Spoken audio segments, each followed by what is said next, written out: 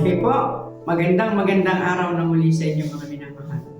Tayo po ngayon ay nasa ika-12 ng topic. Isang topic na lang tapos na po ang quarter natin. Ang pamagat po ay pamumuhay kasama ang isa't isa. Ngayon po tayo po muna ay muling hiling ng patnubay ng ating Panginoon. Muli Panginoon, kami po ay tumatawag sa inyong banal na pangalan sa aming pong pag-aaral na muli ng banal na kasulatan sa pamamagitan po ng quarterly lesson na ito. Kayo po naman muli ang magbukas ng aming isipan, makisama sa amin, gabayan po kami ng Holy Spirit, at ang inyo pong pagpapatawad sa aming mga kasalanan ang muli po namin maranasan sa pangalan po ng aming Panginoon Jesus. Ang ating pong talatang sa uluhin ay makikita po natin sa Colossians 4:6. Ang inyong pananalita naway laging may biyaya na may timplang asin upang inyong malaman kung paano nyo dapat sagutin ang bawat isa. Kung tayo ay namumuhay sama-sama at gumagawang magkakasama, malimit nagkakaroon ng hindi magkakaparehong pananaw. Maaaring magsimula ang argumento, higit na malapit ang ating relasyon, higit na mahalaga ang magkaisa sa gawain. Ang ating pinakamalapit na relasyon ay ang relasyong mag-asawa at higit na mahalaga ay ang pagkakaisa. Susunod ay ang ating pamilya. Pag-aaralan natin ang mga praktikal na payo ni Pablo para sa pagkakaisa at pagkakaunawaan. Gayon din ang ating relasyon sa trabaho, ang pagpapatakbo ng negosyo, papaano ang tamang paggawa at pagpapagawa. Ang ating susing talata ay nagsasaysay kung paano tayo magtutulungang mamuhay ng kakaiba. Ang ating susing talata ay nagsasaysay kung paano tayo tutulungang mamuhay ng kakaiba, subalit maayos na samahang pamilya na kakaibang kakaiba sa buhay pamilya ng mga Romano ng kapanahonan ni Pablo. At gayon din nagbigay si Pablo ng mga gabay sa iba pang mga relasyong sosyal. Narito po ang mga katanungan na ating pong pag-uusapan sa araw na ito. Number 1, paano tayo marapat mamuhay, lalo't higit ang mag-asawa? Number 2, paano naman ang tamang pamumuhay ng mga magulang at mga anak? Number 3, paano natin uunawain ang relasyon ng isang alipin at kanyang Panginoon? Number 4, ano ang marapat nating panalangin para sa isa't isa? At number 5, paano naman tayo dapat nakikitungo lalo't higit sa pananalita sa mga hindi kapananampalataya? Balikan po natin ang question number 1, paano tayo marapat mamuhay lalo't higit ang mag-asawa? Tingnan po natin dyan sa Colossus 3:18 at 19. Mga babae, pasakop kayo sa inyo-inyong asawa gaya ng nararapat sa Panginoon. Mga lalaki, ibigin ninyo ang inyo-inyong asawa at huwag kayong maging mapait sa kanila. Ayan. So, dito po ang sinasabi, ang payo sa mga babae, ibigin natin o igalang natin ang ating mga asawang lalaki ng kagaya sa ating Panginoon na nakalulugod sa Panginoon. Alam po ninyo, yung pagpapasakop, yung paggalang sa ating asawang lalaki ay napakahalaga sa harapan ng Panginoon sapagkat alam ng Panginoon, ito'y napakahalaga rin naman sa lalaki. Alam po ninyo, isang malaking insulto yung sinasabi na under desire. At marami ang tao na hindi talaga masaya at medyo talagang madaling mapikon ang tao. Kaya sabi diyan ay, mga babae, pasakop kayo sa inyong asawang lalaki. Datapot pakatatandaan rin mga asawang lalaki, ang sinasabihan ng Panginoon ang babae magpasakop. Huwag nating sasakupin. Sa halip, ano ang sabi? Ibigin ninyo ang inyong asawang babae. Sapagkat sa babae naman, ito naman ang mahalaga. Yung maramdaman nila na sila ay minamahal. Yung hindi ginagamit lamang, na pinagsasamantahan lamang. Ang dapat aalamin natin na kung ano ang pangangailangan ng ating asawang babae at ipagkakaloob natin sa kanila sa abot ng ating makakayanan. Ang wika riyan, ibigin natin ang ating mga asawang babae. Ganyan din po siya sabi sa Efesos 5:22 hanggang 25. Mga babae, pasakop kayo sa inyong sariling asawa na gaya ng sa Panginoon. Sapagkat ang lalaki ay pangulo ng kanyang asawa, gaya naman ni Kristo na pangulo ng Iglesia, na siya rin ang tagapagligtas ng katawan. Datapot kung paano ang Iglesia ay nasasakop ni Kristo, ay gayon din naman ang mga babae ay pasakop sa kanya-kanyang asawa sa lahat ng mga bagay. Mga lalaki, ibigin ninyo ang inyong asawa, gaya naman ni Kristo na umibig sa Iglesia at ibinigay ang kanyang sarili dahil sa kanya. Ayan. So dito po ang sinasabi na po, kung papaano tayong nagpapasakop kay Kristo, ganon din yung pagpapasakop sa ating asawa. Kinakailangan ito ay voluntarily.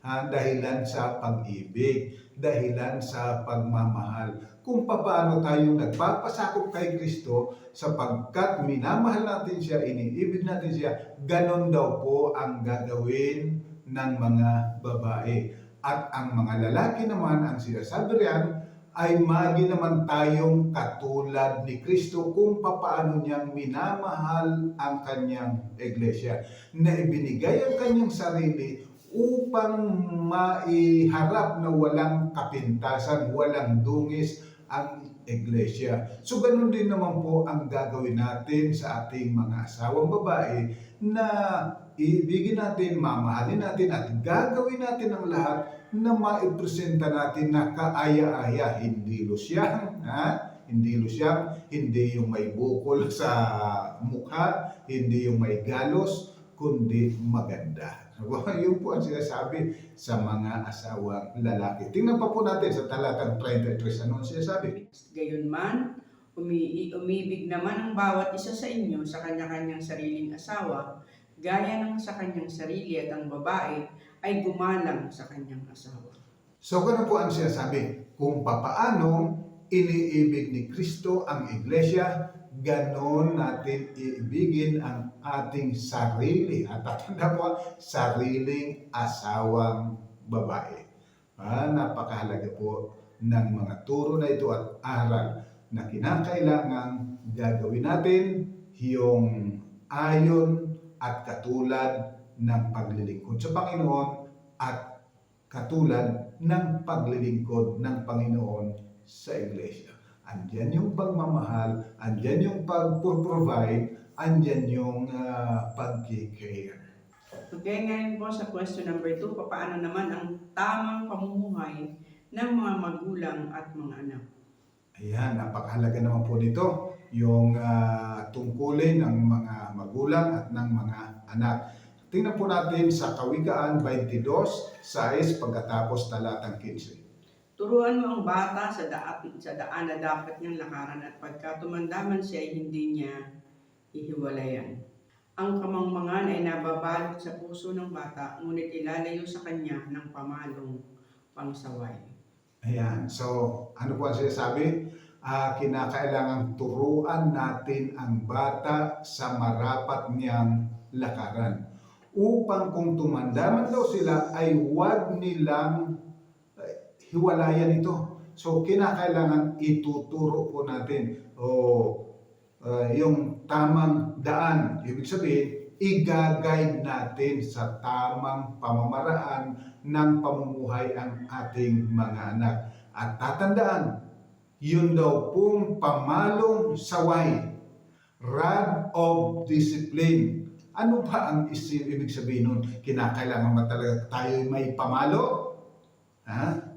At matigas na pamalo na kagaya ng tungkod? Kasi ang sabi diyan, rod of correction. Tingnan po natin sa Deuteronomio 6:6-7.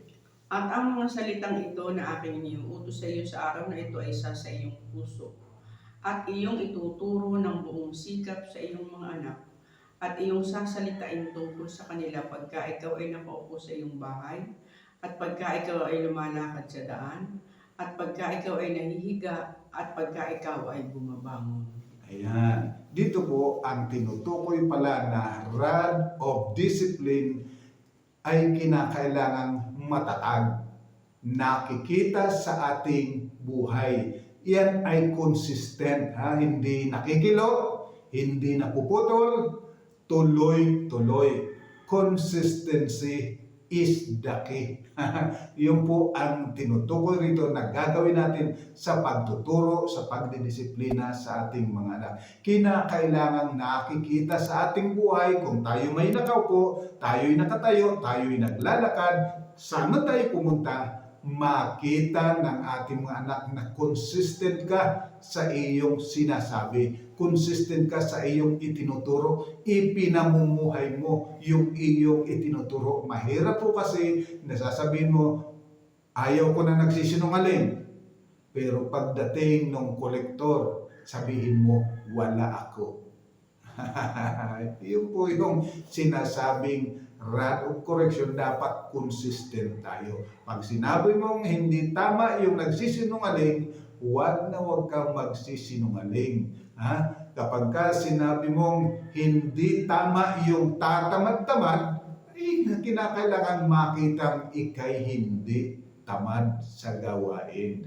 Ano po? Tingnan pa po natin sa Kawikaan 1:8 at 9. Anak ko, dinggin mo ang turo ng iyong ama, at huwag mong pabayaan ang kautusan ng iyong ina, sapagkat sila'y magiging tali ng biyaya sa iyong ulo at mga kwintas sa ligid ng iyong leeg. Yan. So sa mga anak naman po ang sinasabi, makinig kayo. Sapagkat wala namang ama at ina na nais na kayo ay mapahamak. Ang gusto ng mga magulang, kayo ay mapaayos. Ano po? Kaya ito ay isang katalinuhan, isang pakinabang sa inyo kung inyong pakikinggan ang inyong mga magulang. Datapwat kung inyong susuwayin ang kalooban at turo ng inyong mga magulang, hindi ang magulang ang malulugi, kayo ang malulugi sapagkat mararanasan ninyo kung papaanong ang hindi gumalang sa kanyang mga magulang ay nawawala ang mga pagpapala na nais na ipagkaloob ng Panginoon sa atin. Kaya kinakailangan ang magulang consistent at yung mga anak parating nakikinig, parating sumusunod, tinatanggap sapagkat ito ang karunungan. Masasabing ikay matalino kung sumusunod ka sa magulang mo. Datapwat kung ikaw ay nagmamarunong, malalabas sa darating ang panahon na makikita ikay isang hangal. Okay po, at ngayon naman sa ating question number 3. Paano naman natin uunawain ang relasyon ng isang alipin at ang kanyang Panginoon? Yan, tingnan po natin sa Colosas 3:22 hanggang 25. Mga alipin, magsitalima kayo sa lahat ng mga bagay sa mga yaong ayon sa laman ay inyong mga Panginoon. Hindi ang paglilingkod sa paningin na gaya ng pamimigay lugod sa mga tao, kundi sa katapatan ng puso na mga takot sa Panginoon. Ano mang inyong ginagawa ay inyong gawin ng buong puso na gaya ng sa Panginoon at hindi sa mga tao. Yamang inyong nalalaman na sa Panginoon ay tatanggapin ninyo ang gantimpala sapagkat naglilingkod kayo sa Panginoong Jesucristo. Sapagkat ang gumagawa ng masama ay tatanggap ng ayon sa masama na kanyang ginawa at walang itinatanging mga tao. Ayan, so sinasabi po riyan na kung tayo ay isang manggagawa, tayo ay gumawa na para bagang tayo ay naglilingkod sa Panginoon. Huwag nating iisipin yung ating amo, huwag nating iisipin kung gaano kaliit yung ating sahod. Ang iisipin po natin, tayo ay naroon naglilingkod sa Panginoon. Bilang mga Kristiyano, ito ang dapat nagabay natin kapag tayo ay gumagawa, hindi nakabatay sa kung ano ang karakter ng amo, hindi nakabatay kung gaano kalaki ang sweldo, kundi nakabatay ano ang kalooban ng Panginoon. Maglilingkod tayo ng para sa Panginoon sapagkat ang tunay na kabayaran ay ipagkakaloob ng ating Panginoong Diyos. Alam po ninyo, marami na akong nakausap. Hindi nila problema, nagtrabaho sila sa ibang mga kumpanya na hindi sila nagre-report ng araw ng Sabado, subalit sila ay minamahal at ayaw na ayaw paalisin.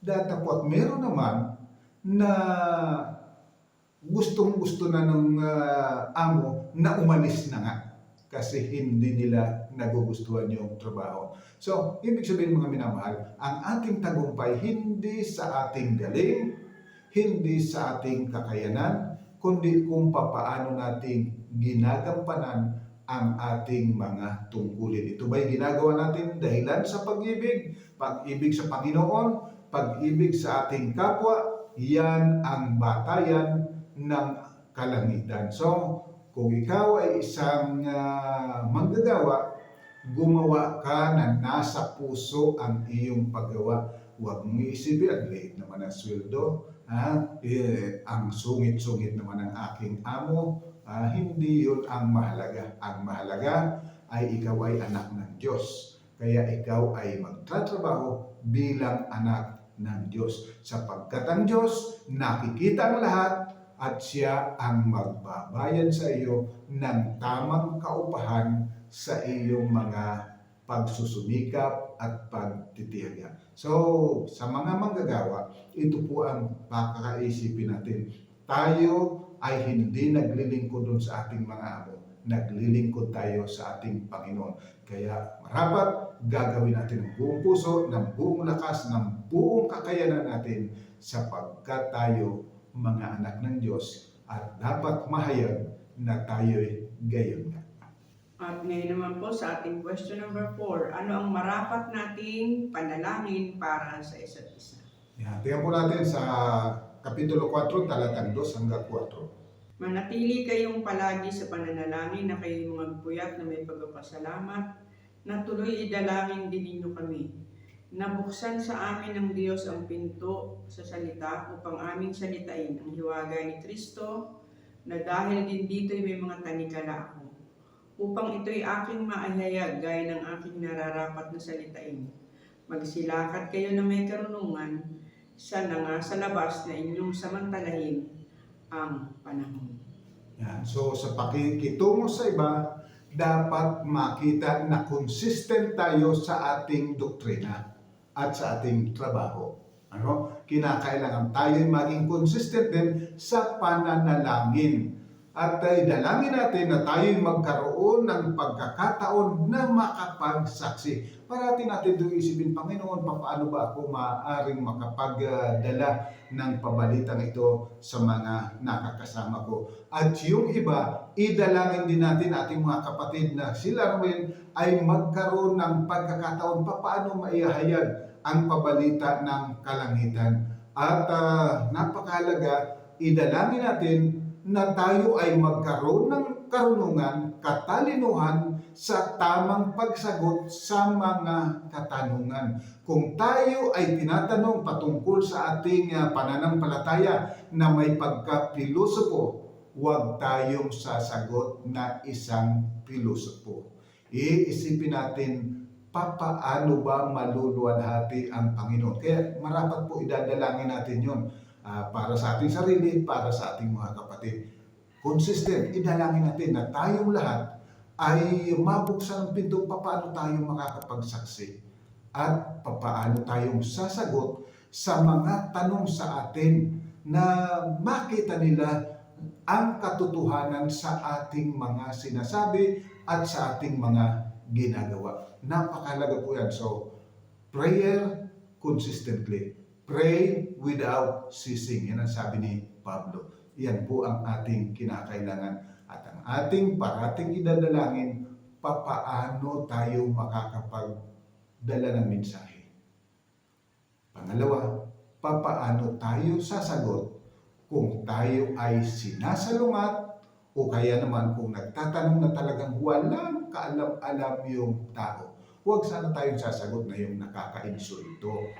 Huwag tayong sasagot ng mga pabalagbag na kasagutan. Kaya sa akin, ayaw na ayaw ko sa lahat yung taong mahilig sa debate.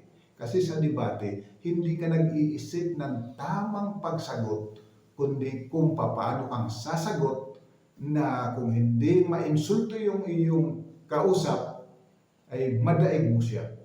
Ha? Hindi ganon. Ang kinakailangan, makita ang karunungan at pag-ibig ng Diyos. Okay po, at ngayon po sa ating last question, number 5. Paano naman tayo dapat nakikitungo lalo't higit sa pananalita sa mga hindi ka pananampalataya? Yan, napakahalaga po nito. Tingnan natin sa talatang 5 at 6. Ano ang sinasabi? Magsilakad kayo na may karunungan sa nasa labas na inyong samantalahin ng panahon. Ang inyong pananalita naway laging may biyaya na magkalasang asin upang inyong maalaman kung ano ang nararapat ninyong isagot sa bawat isa. Yan. So, mahalaga raw po na tayo ay sasagot, mamumuhay na may karunungan. May pananalita na puspos ng biyaya. Tandaan po natin yan. Kapag tayo ay sasagot sa mga nagtatanong sa atin, kapag tayo ay nakikipag-usap sa hindi natin kapananampalataya, kinakailangang pananalita na parating mayroong biyaya. May lasang asin. Ibig sabihin, hindi maalat, hindi yung napakaalat, may lasa. Yung nagpapasarap, yung mga nadi-discourage, magkaroon ng encouragement. Yung mga naiwan ng kanilang mahal sa buhay, magkaroon ng inspirasyong magpatuloy sa buhay. Yung mga makasalanan ay ma-inspire na sasabihin, iiwanan ko na nga ang kasalanan. Ito raw po ang marapat na ating pananalita at pakikitungo sa ating kapwa, lalo't higit sa hindi mga mananampalataya. Nakakalungkot kapag mayroong tao na sa halip na puspos ng biyaya ay mga pamumula ang kanilang sinasabi. Hindi po tayo nakakapagdala ng liwanag sa pamagitan ng pamumula. Tayo po pamimintas. Tayo po ay nakapagdadala ng kaliwanagan kapag ang ating mga pananalita ay puspos ng biyaya at yung nakikinig, kung siya man ay discouraged, nai-encourage. Kung siya man ay sumasalungat, ngayon ay sumasangayon. Tama ka po dyan. Saludo po ako sa sinabi mo. Salamat po. Ganun po ang dapat na maging reaksyon. Sapagkat idinalangin natin, nag-ingat tayo sa ating pananalita, pinili natin ang bawat salita na ating gagamitin, pati ang tunansya, yung tono ng ating pananalita ay puspos ng biyaya na nag-i-encourage, nagpapasarap sa buhay, hindi lalong nakaka-discourage sa buhay.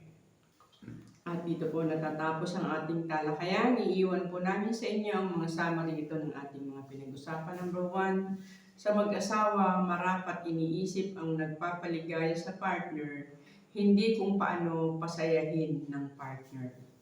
Number 2, ang mga magulang, marapat ay consistent ang buhay sa aral. At dapat unawain ng mga anak na ang payo ng makadiyos na magulang ay malaking pakinabang.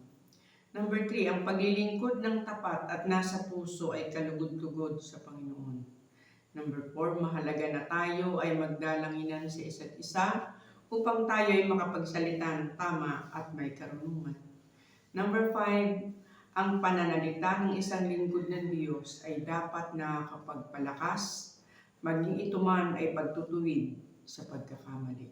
Alright, sana po ay muling nakatulong itong maikli nating pag-aaral. Ang biyaya ng Panginoon ay sumating lahat. Tayo po ay manalangin.